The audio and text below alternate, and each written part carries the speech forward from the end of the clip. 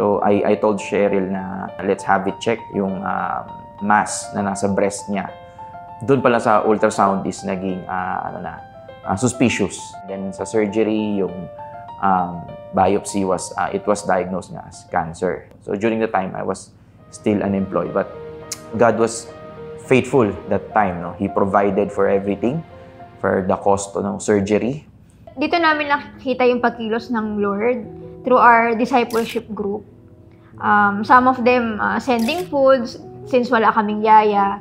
Some of them send love gifts din na eventually nakakatulong sa pang-araw-araw namin. I think that's God's grace din. Cheryl is still undergoing hormone therapy. Continuous naman yon, and continuous monitoring ng oncologist. Yung last na check-up naman, sabi ng oncologist was, praise God, she's improving. So, we're just continuing yung current na track ng protocol. Yeah, I think it's also a blessing, no, that the Lord gave this to us. Because whenever we share our circumstances, of course, you already have the yung sympathy, other people.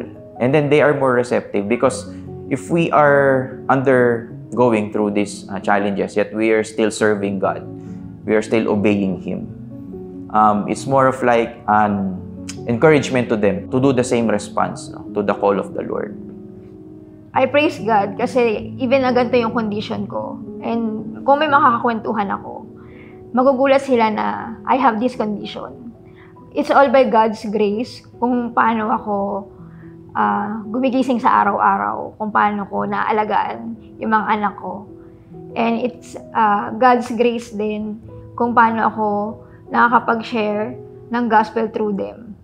To those may condition na may pinagdadaanan ng gaya sa akin, huwag niyong isipin na pinarurusahan tayo ng Lord kung bakit mayroon tayong ganito. Actually, it's our protection. Dito natin lalong mararamdaman yung pagmamahal niya, yung pag-aalaga niya.